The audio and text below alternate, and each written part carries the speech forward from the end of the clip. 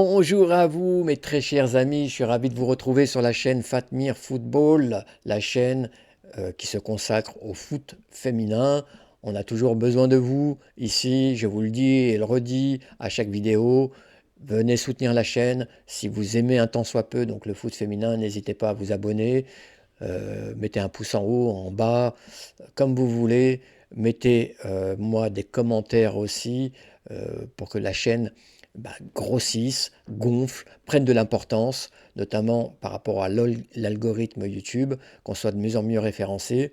Et comme ça, on pourra parler et être une vraie chambre d'écho pour le foot féminin qui en a grandement besoin. Donc, vous connaissez la musique, c'est une toute petite action à faire de votre côté, mais une grande action militante pour le foot féminin. Là, on va parler donc de la Coupe de France. Donc, les demi-finales qui se sont jouées ce week-end. Vendredi, donc, on a eu droit au match entre le PFC qui se déplaçait au Havre et le PSG qui se déplaçait donc au stade Geoffroy Guichard à Saint-Étienne. Donc, on peut dire que les deux matchs se ressemblent sur beaucoup d'aspects. Déjà, par rapport au fait que le PSG et le PFC avaient assigné, si je puis dire, cette Coupe de France comme un objectif important, nécessaire, voire même vital.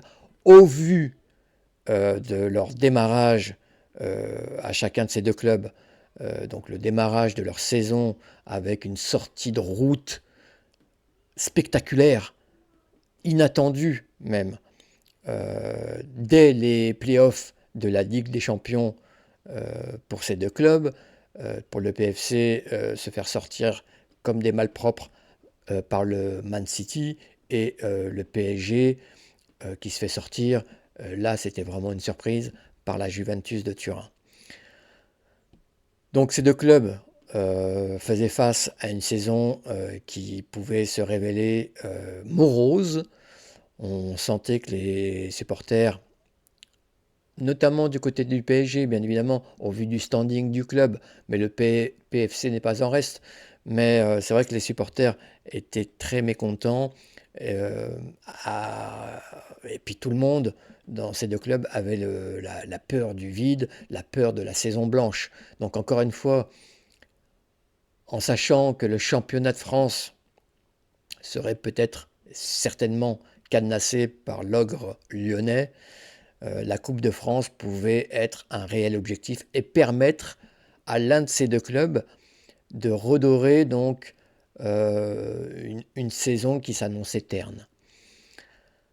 Donc objectif rempli, en tout cas au niveau donc des places en finale.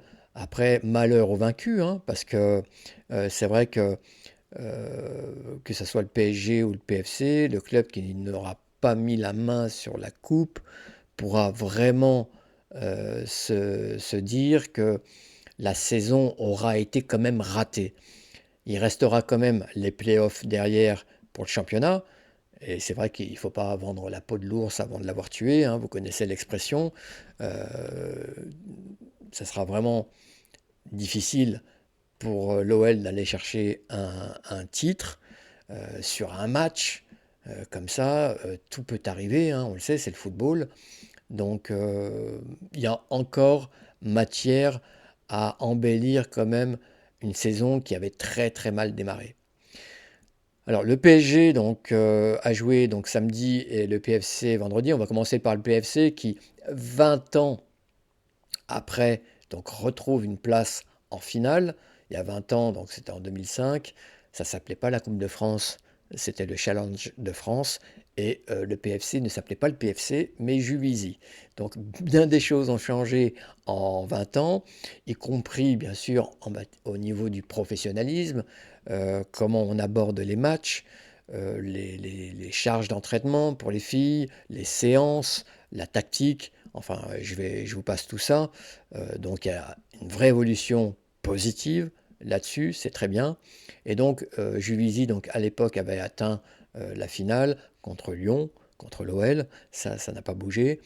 Euh, voilà, donc c'était il y a 20 ans. Donc le PFC a dû attendre 20 ans pour remettre le couvert et regoûter au parfum d'une finale de Coupe de France.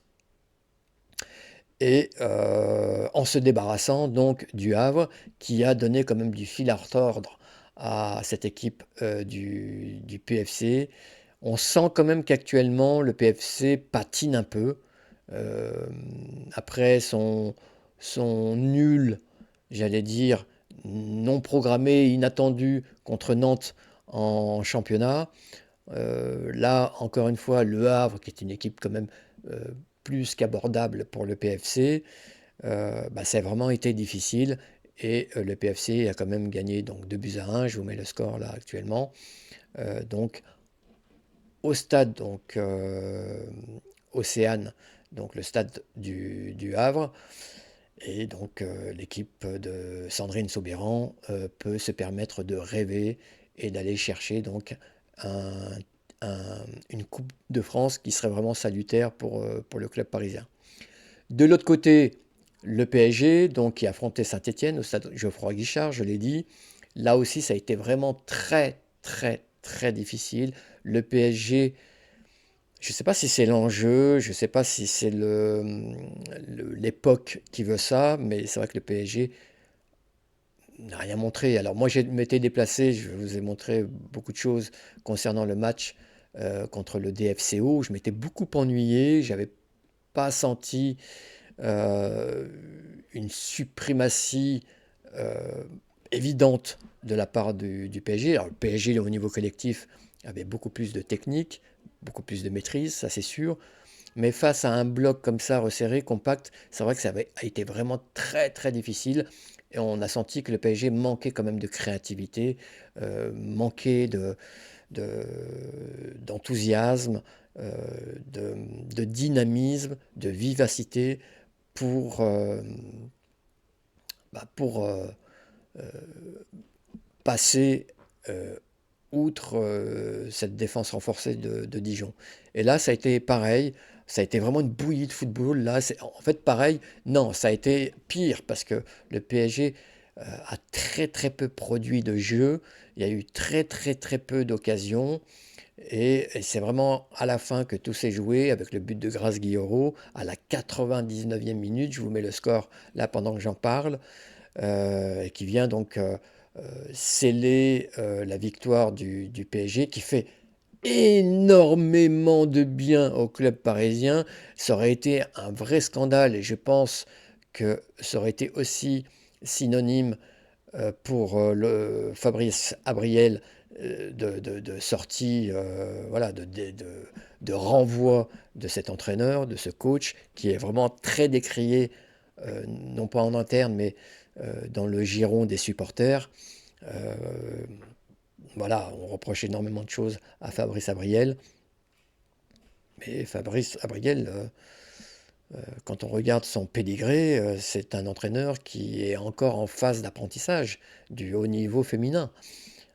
Certes, il a eu un parcours honorable en tant que joueur, en tant que professionnel, et en jouant voilà, dans des clubs comme le Paris Saint-Germain, notamment. Euh, une carrière, encore une fois, honorable, mais il manque véritablement de vécu, d'expérience pour le haut niveau féminin.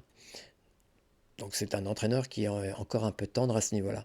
Donc c'est vrai que je pense qu'on lui aurait coupé la tête comment dire, la direction parisienne n'aurait pas lésiné là-dessus et serait séparé de cet entraîneur.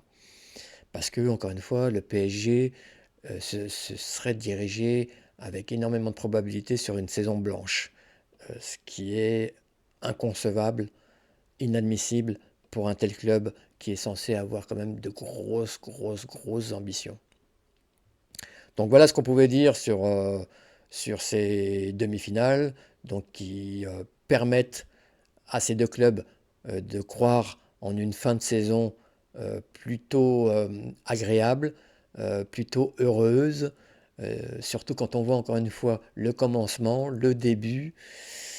Donc ça permettrait de redresser pas mal de choses pour ces deux clubs. Donc ça va être une finale, je pense, tendue, avec énormément de pression. Ne vous attendez pas à un grand show, un grand spectacle pour cette finale. Je ne pense pas. Ça va vraiment se jouer sur des détails. Moi, je vois bien le 1-0 quelque chose comme ça, voire même le 0-0 et que ça se joue sur les pénaltys. Encore une prédiction que je vous donne. Je vais changer de casquette et mettre Oracle sur ma prochaine casquette parce que c'est vrai que là, je ne vois pas les choses se dérouler autrement. Voilà les amis, je vais vous remercier et puis je vous souhaite une très bonne continuation. À très bientôt les amis. Va va voum!